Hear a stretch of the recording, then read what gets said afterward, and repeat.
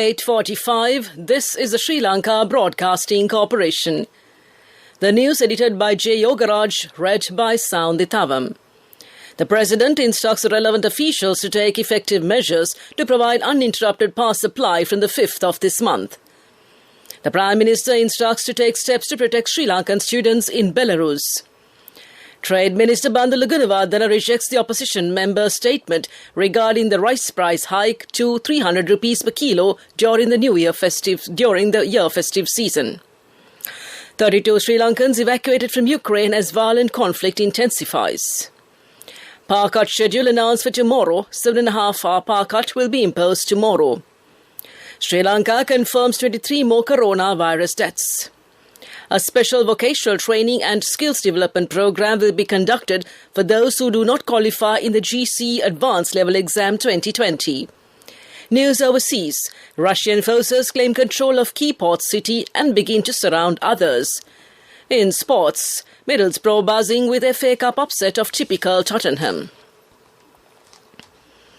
President Gotabaya Rajapaksa assures all necessary effects to be taken to stop power cuts as soon as possible.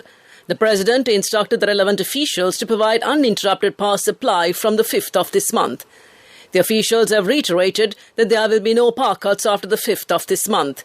A special meeting in this regard was held this morning at the Presidential Secretariat under the patronage of President Gotabaya Rajapaksa. The President instructed the officials to import the necessary stocks of fuel without delay. Meanwhile, 37,000 metric tons of diesel had arrived in the Colombo port. The stocks are being unloaded at present. The international news agency Reuters reported that Sri Lanka will not have any more power cuts after March 5th. The President's office said on Wednesday, following days of outages caused by a lack of funds to buy enough fuel to fire power plants. Quote, there will be no power cuts from March 5th. The distribution of fuel to all fuel stations across the country will be normalised from tomorrow, unquote. President Gotabaya Rajapaksa's office said in its statement. Trade Minister Bandalu Gunawardena rejected the opposition member's statement regarding the prices of rice will increase up to 300 rupees per kilo during the Sinhala and Hindu New Year festive season. The minister said the statement is baseless and he alleged that it is part of a malicious campaign carried out by bankrupt opposition elements. The minister also rejected the statement with regard to the scarcity of formalin in the country. The opposition is creating false stories to misguide the general public and put them in further trouble, the minister added. Amidst the escalation of the violent conflict in Ukraine after Russia's full-scale invasion of its neighbour, 32 Sri Lankans have been evacuated through 4 border countries. This was confirmed to local media by the Ministry of Foreign Affairs. Meanwhile, Prime Minister Mahinda Rajapaksa has given directives to Foreign Minister Professor G.L. Peiris and the Sri Lankan Embassy in Moscow to take precautionary measures to safeguard Sri Lankan students engaged in higher studies in Belarus in the week of the crisis. According to the United Nations, more than 800,000 civilians have fled Ukraine so far. The European Union expects up to 4 million people may attempt to cross the borders as the Russia-Ukraine war escalates. The refugees are fleeing to the countries to the west of Ukraine, such as Poland, Romania, Slovakia, Hungary and Moldova. The Public Utilities Commission of Sri Lanka, PUCSL, has announced the schedule for rolling power interruptions tomorrow, March 3rd. There will be 7.5 hours of power cut will be imposed tomorrow. Accordingly, it has been decided to impose the daytime power cuts between 8 a.m. and 6 p.m. and the nighttime power cuts of 2.5 hours between 6 p.m. and 11 p.m. The new schedule remains the same as today's power shedding timetable. The daytime power cuts will be experienced from 8 a.m. to 1 p.m. tomorrow for areas mentioned under groups E, T, U, V and W. For these areas, the nighttime power cuts will be from 6 p.m. to 8:30 p.m. Meanwhile, areas mentioned under groups F, P, Q, R and S will experience daytime power interruptions from 1 p.m. to 6 p.m. The electricity supply will again be disrupted from 8:30 p.m. to 11 p.m. for these areas. This news broadcast comes to you from the Sri Lanka Broadcasting Corporation. The medical insurance plan that begins at the age of 60. Medi60 from Sri Lanka Insurance. Director General of Health Services has confirmed another 23 coronavirus-related deaths for March 1st, pushing the country's COVID-19 death toll to 16,267.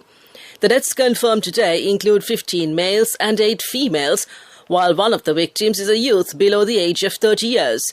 6 patients are between the ages of 30 to 59 years, while the remaining 16 are in the age group of 60 years and above.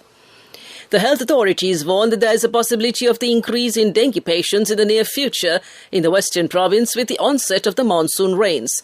The health authorities said drones will be used to identify the mosquito breeding places of dengue mosquitoes in the western province. The Minister of Foreign Affairs, Professor G.L. Peiris, and the Sri Lankan delegation had high-level bilateral meetings on the sidelines of the high-level segment of the 49th session of the Human Rights Council, which commenced on Monday.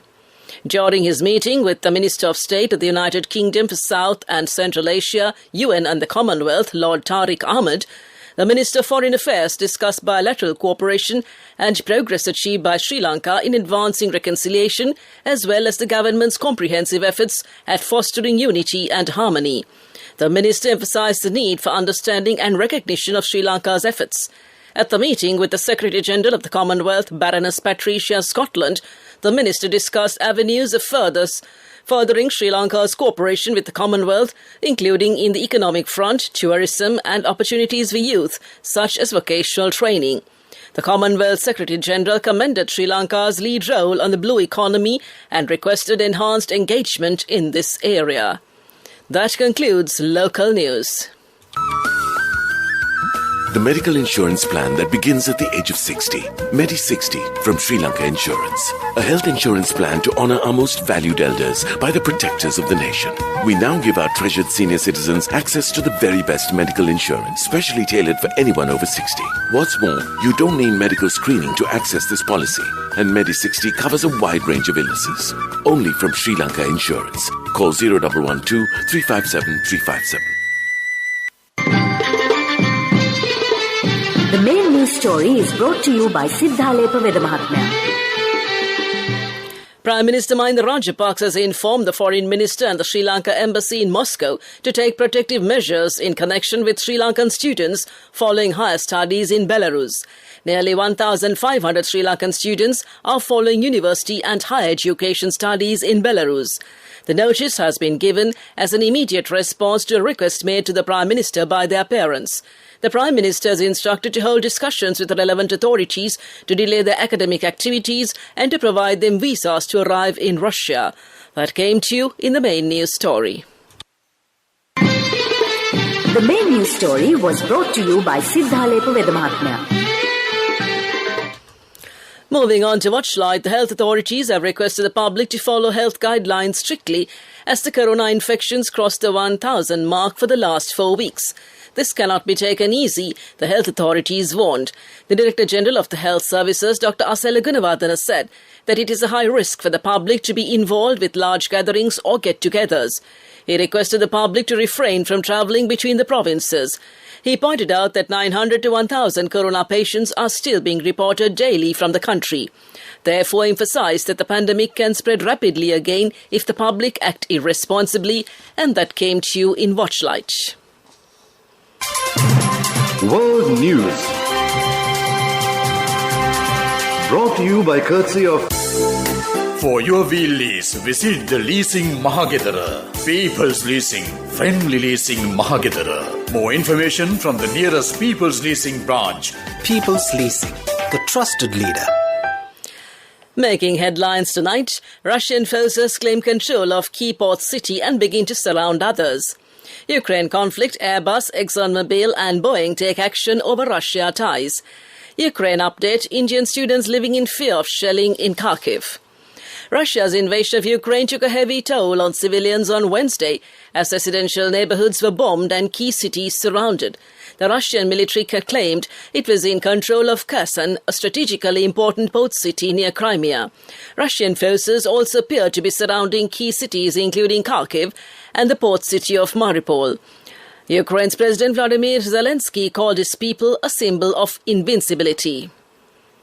Airbus has joined rival plane maker Boeing and oil giant ExxonMobil on a growing list of corporate giants cutting ties with Russia. The European manufacturer said it had stopped support and supply of spare parts for Russia's aviation industry.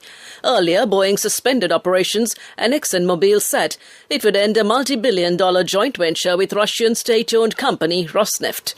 Firms are exiting Russia after the West imposed sanctions over Ukraine. Quote, "We were sleeping when a deafening sound and explosion jolted us out of our beds. The whole building shook," unquote, says 22-year-old Soumya Thomas, recalling the moment when she fled her college hostel in Kharkiv several days ago. Russia has been shelling the Ukrainian city since Saturday, shearing branches of trees, blowing out windows and even hitting schools and homes. Soumya's friend and fellow Indian student Naveen S. Gwangauder died on Tuesday when he left the bunker in Kharkiv he had been sheltering in to buy food. Back to the headlines of the world news. Russian forces claim control of key port city and begin to surround others. Ukraine conflict, Airbus, ExxonMobil and Boeing take action over Russia ties. Ukraine update, Indian students living in fear of shelling in Kharkiv. That concludes this bulletin of world news. World News. Brought to you by courtesy of... No matter what anyone says, for your lease, visit the Leasing Mahagedara. People's Leasing, friendly leasing Mahagedara. More information from the nearest People's Leasing branch. People's Leasing, the trusted leader. Development News is brought to you by... Let's take coal out of the coconut tree and make the island thriving and prosperous. Call our hotline 1928. WhatsApp 070 400 1928. The Director General of the Department of Manpower and Employment, Anusha Gokula, said special vocational training and skills development program will be conducted for those who do not qualify in the GC Advanced Level Exam 2020. Mrs. Anusha Gokula revealed this information at a media conference held at the Government Information Department today and came to you in Development News. Development News was brought to you by... The coconut tree is well grown in almost all the parts of the island. It is an exceptional source of extra income. The shell, the husk and almost all the parts of the coconut tree makes you money, providing you with an excellent extra source of income. It will also help to nourish the economy of the country. You will be guided with all necessary informations regarding the coconut cultivation, with the novel cultivation techniques and all other related and upgraded informations by the Coconut Research Institute, Lunavilla. Call our hotline 1928. WhatsApp 070 400 1928. Sports News is brought to you by Sampath Bank. We present your future. On to soccer news. Middlesbrough continued their stunning FA Cup run amid dramatic scenes at the Riverside Stadium on Tuesday, with Alan Shearer saying Tottenham's defeat in the fifth round was typical of the North London club.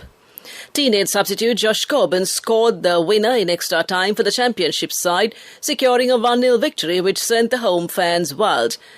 Caught in front of the Riverside Stadium, it cannot get better than that against a Premier League team, unquote, the 19-year-old told BBC Sport.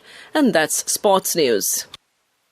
Cash through NSP globally and win wonderful gifts locally. From October 1st, 2021 to December 31st, 2022. Remit a minimum of $100 or an equivalent amount in any foreign currency 3 times through NSB U Trust.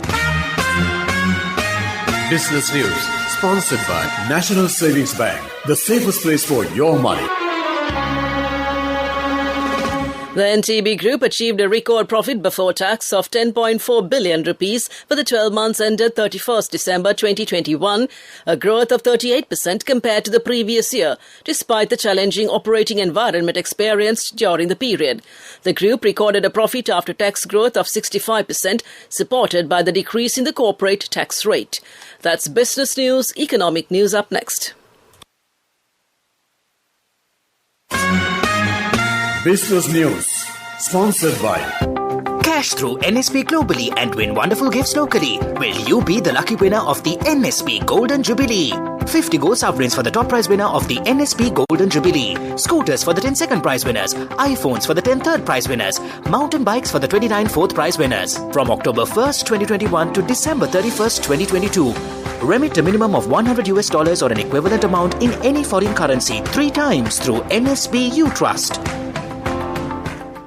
Directors of Mrs. Zeetchist, based in Lahore, Pakistan, a well-established high-quality garment export company, recently visited the Board of Investment of Sri Lanka with the objective of exploring opportunities for investment in Sri Lanka in the apparel sector. The delegation consisted of Saad bin Khalid, Dr. Bilal bin Khalid, Hashim Khalid and Daniel Khalid of Mrs. Zeetchist. Mrs. Zeetchist is a leading manufacturer of yarn, fabrics and garments. The high-quality garments are exported to European Economic Community, the United Kingdom and North America. That's economic news. And on to the weather report. The Met Department says showery conditions in the northern, north-central, eastern and Uva provinces and in the Matale district is expected to enhance from the second night to the 4th of March. Heavy rainfall above 100 millimeters can be expected at some places in these areas during the above period. Showers will occur at times in the eastern and Uva provinces and in the Matale, Nuwara and Polonnaruwa districts. Fairly heavy showers above 50 millimeters can be expected at some places in the above areas. Several spells of showers will occur in the northern province and in Kandy, Hambantota and the Anuradhapura districts. This weather report was published this evening at 7:30 p.m. Further details could be obtained by visiting the official website of the department. Meanwhile, the international weather forecast website AccuWeather.com reports that the day's weather was observed to be bright with occasional showers. Today's daytime temperature was observed to be around 31 degrees Celsius. There will be light showers in many places in the Colombo district in the night. Tonight's temperature would be around 25 degrees Celsius and there will be scattered showers in selected spots late in the night. The ground temperature would be 26 degrees Celsius at the time of this news broadcast. The air quality index AQI is 29, which shows fair conditions in Colombo. The air quality is generally acceptable for most individuals.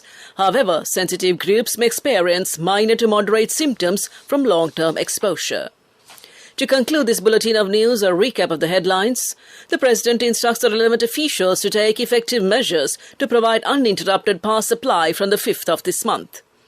The Prime Minister instructs to take steps to protect Sri Lankan students in Belarus.